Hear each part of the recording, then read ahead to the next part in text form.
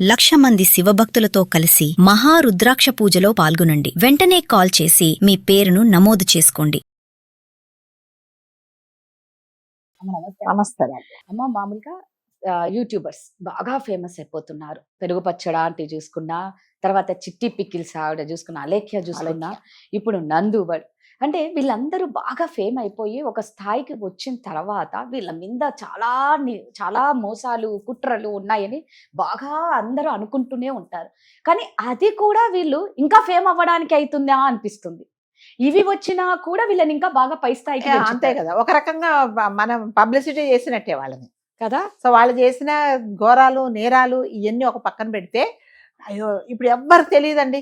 ఎవరో మీరు అన్న XYZ ఎవరికి తెలియదు. ఎవరో ఈమె గురించి ఇంత చెప్తున్నారని సర్చ్ చేస్తాడు. తెలియనోడు కూడా సర్చ్ చేసేసి చూస్తాడు అనమాట. కానీ ఒక చూస్తే వ్యూవర్షిప్ పెరిగిపోతుంది.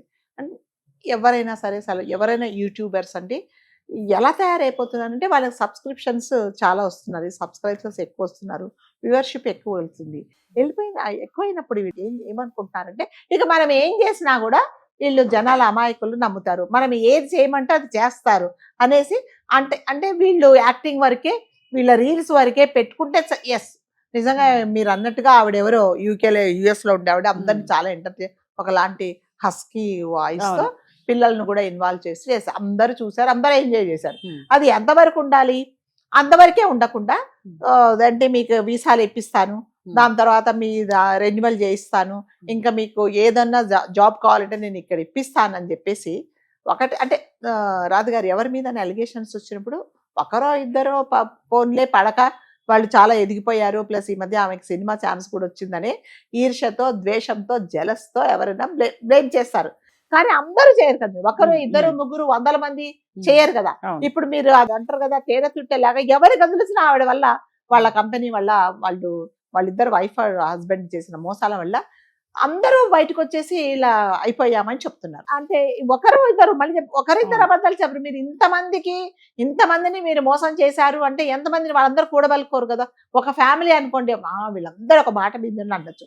ఎక్కడి నుంచో పాకిస్తాన్ లో కూడా ఉన్నారట వీళ్ళు మోసం చేసిన వాళ్ళు. ఎక్కడ ఏ స్టేట్ లో లేరు అన్నట్టుగా.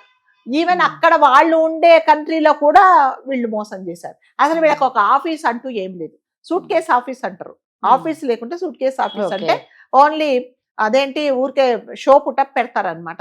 ఏదున్నా సరే ఆ బ్యాగ్ లో పెట్టేసుకోవడము, మాట్లాడుకోవడం. మా దగ్గర చాలా మంది స్టాఫ్ ఉన్నారు, అసలు వీళ్ళకి ఆఫీస్ అనేదే లేదు. సో ఇలా చేసినప్పుడు ఎవరో ఒకరు ఉంటారు కదా, ఎవరో బాధితులు ఉంటారు కదా, ఎవరో ఒకరు బయటపడ్డారు. ఎవరిని చూసినా వీళ్ళ వల్ల మోసపోయిన వాళ్ళే. వీళ్ళే కాకుండా చాలా మటుకండి. ఇప్పుడు మీరు అన్నారుగా పెరుగు పచ్చడి ఆంటీ అని ఆవిడ, తర్వాత ఈ పికిల్స్ చేసిన జనాలకు ఒక నమ్మకాన్ని కలిగించిన తర్వాత ఇంకా ఏం చేసినా కూడా వీళ్ళని ఒక పెద్ద దేవుళ్ళలాగా, సెలబ్రిటీస్ లాగా చూడడం ఎప్పుడైతే వీళ్ళు మొదలు పెడతారో, వీళ్ళ చేసే పని వదిలేసి మిగతా వాటి మీద కాన్సన్ట్రేట్ చేసి ప్రజలను వాళ్ళ వైపు తిప్పుకొని ఏం చేసినా కూడా ఇంకా మాకేం కాదు, మేము ఒక స్టేజ్కి వచ్చేసాము అనుకొని ఇలా మోసాలు చేస్తున్నారండి. అసలు ఎవరిది తప్పు అంటే మళ్ళీ మనదే తప్పు. ఎవరిని ఎక్కడ ఉంచాలో అక్కడ ఉంచితే అలా కాదు. వాళ్ళని వాళ్ళని హైప్ చేసేస్తాం మనం కదా. వాళ్ళని హైప్ చేసేసి విపరీతమైన కమెంట్స్ పెట్టేసి దేవుళ్ళలాగా చూస్తే వాళ్ళు ఏం చేస్తున్నారు, ఇలా చెలరేగిపోతున్నారు. ఇప్పుడు మీరు చెప్పిన ఆ పికిల్స్ ఆవిడ కూడా అంతే. అసలు నాట్ ఎట్ ఆల్ క్వాలిఫైడ్. ఆమె ఎన్నో చేసింది. ఇంకెవరో నాకు పెద్ద తెలియదు, ఆ పెరుగు పచ్చడి ఆంటీ గురించి నాకు తెలీదు. అంటే ఇవన్నీ చేసుకోవడం అంట. అంటే మనను ఎవరైనా సరే, మన ప్రేక్షకులు మనల్ని ఆదరిస్తున్నారు, మనం చెప్పిన మాటలు వింటున్నారు అంటే వాళ్ళని ఒక ప్రాపర్ వేలా గైడ్ చేయాలా. కానీ మీరు ఎంతమందిని మోసాలు చేస్తారు చెప్పండి. జనాలు కూడా ఎలాగంటే ఇప్పుడు వాళ్ళు నందు వరల్డ్స్ అనే ఆవిడకి ఎంతమంది కొన్ని లక్షలు డిపాజిట్ చేస్తారంట. డబ్బులు ఇవ్వమనంగానే ఇవ్వడం, 2 సార్లు 3 సార్లు ఫోన్ లిఫ్ట్ చేయడం, మిగతా అప్పుడు ఫోన్ లిఫ్ట్ చేయకపోవడం. మీరు అంటే ఎవరైనా సరే, ఇప్పుడు మనం ఇది వరకు ఒక సింగర్ గురించి మాట్లాడుకున్నాము, మంగ్లీ గురించి, తర్వాత అశు రెడ్డి గురించి. వీళ్ళందరూ ఏంటంటే మోసపోయేటప్పుడు అసలు మేము పలానా వాళ్ళకి, ఇప్పుడు ఎవరికో నేను ఒక సైట్ కొనుక్కుంటున్నానండి, ఆ సైట్ నేను కొనుక్కోవచ్చా, ఇది లీగల్గా ఏమైనా ప్రాబ్లమ్స్ ఉంటాయా, ఈ డాక్యుమెంట్స్ అన్ని కరెక్ట్గా ఉన్నాయా అనేసి మీరు ఎవరిని కన్సర్న్ చేయట్లేదు. కన్సర్న్ చేయకుండా డబ్బులు ఇచ్చేస్తున్నారు. వాళ్ళు రేపు పొద్దున మోసం చేసిన ఎక్కడికి వెళ్తున్నారు, పోలీస్ స్టేషన్కి వెళ్తున్నారు. మీరు అదే చేసే ముందు ఒకసారి వెళ్ళి మేము పలానా చోట సైట్ కొనుక్కుంటున్నాం, లేదా పలానాతను అక్కడ మాకు US లో ఉద్యోగం ఇప్పిస్తానని చెప్పాడు. కాబట్టి అసలు లీగల్గా ఇది ఉందా? ఆ గవర్నమెంట్లో అక్కడ ఆ కంట్రీలో వీళ్ళు స్పాన్సర్ చేస్తేనే వాళ్ళు ఇస్తున్నారా? వీళ్ళు అసలు చేయడానికి వీళ్ళకి ఒక అథారిటీ ఉందా అనేది ఎవరు తెలుసుకోవట్లేదండి. వాళ్ళు ఇచ్చారు, వాళ్ళు అడిగారు, మేము ఇస్తాం. వాళ్ళు ఏమంటారంటే ఇప్పుడు అసలు దానికి అసలు ఆధారమే లేదు, మేము అసలు చేయనే లేదు, మమ్మల్ని కావాలని మమ్మల్ని డిఫేమ్ చేస్తున్నారని ఇది ఇంకొక రకమైన పబ్లిసిటీ. ఇప్పుడు వాళ్ళంటే ఎవరు తెలియని వాళ్ళు కూడా ఎవరో ఈ మాట ఎక్కడో ఆ సినిమాలో యాక్ట్ చేసిందంట అనేసి మళ్ళీ క్లిక్ చేసుకొని చూస్తున్నారు. అంటే అవసరం లేని వాళ్ళకు మనం ఇంపార్టెన్స్ ఇస్తే ఇలాంటి అరాచకాలే జరిగిపోతాయి. వాళ్ళని ఎంతవరకు నమ్మాలి, ఎంతవరకు వాళ్ళని ఎక్కడ పెట్టాలనేది ఆలోచించండి. మీరు మంగ్లీ ఆవిడ విషయంలో కూడా అక్కడ ఉన్నాయి సైట్లు, ఇక్కడ ఉన్నాయంటే ఇష్టమైన డబ్బులు పట్టిస్తారు. అసలు ఎంతవరకు ఇది నిజం అనేది ఎవరు తెలుసుకుంటున్నారంటే మా పక్కన వాళ్ళు పెట్టారు, పైన వాళ్ళు పెట్టారు, మా ఫ్రెండ్స్ పెట్టారు, మా చుట్టాలు డబ్బులు పెట్టారు కాబట్టి నేను పెడుతున్నా. మీరు అలా చేసే ముందు ఒక్కసారి లీగల్గా కానీ లేకపోతే మీరు పోలీస్ డిపార్ట్మెంట్ వాళ్ళని కానీ కన్సర్న్ అథారిటీస్ కానీ మీరు అప్రోచ్ అయ్యి అసలు ఇది చెయ్యొచ్చా, ఇది చెయ్యకూడదా, ఇది ఒకవేళ చేస్తే మేము మోసపోతామా అనేది మీరు కనుక్కోవాల్సింది. ఇప్పుడు వాళ్ళు ఎవరో ఉద్యోగాలు ఇప్పిస్తా అన్నారు, మీ రెన్యువల్ మీరు స్టే చేయడానికి ఇక్కడ మేము ఎక్స్టెండ్ చేయిస్తాము, మేము ప్రాసెస్ చేస్తాన్నప్పుడు అసలు వీళ్ళకి ఎవరిచ్చారు అథారిటీ?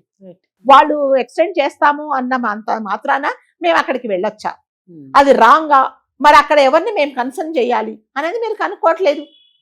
అంటే ఫ్రీగా ఏదైనా వస్తుంది అంటే డొక్కదారిలో పోతే మనకు తొందరగా వస్తుందని మీరు అప్రోచ్ అవుతున్నారు. ఇలా మోసాలు పోతున్నారు. ఒకరు కాదు, ఇద్దరు కాదు, 100 మంది వస్తున్నారు. మీరు యూట్యూబ్ ఆన్ చేయండి, నేను మోసపోయా, మమ్మల్ని మోసం చేసేసారు. ఒక అతను చెప్తున్నాడు, వీళ్ళ వల్ల మేము అక్కడ 4 సంవత్సరాలు ఉండేవాళ్ళము, మా వీసా మాకు ఎక్స్టెండ్ కాలేదంటే మేము ఇంటికి వచ్చేసాము.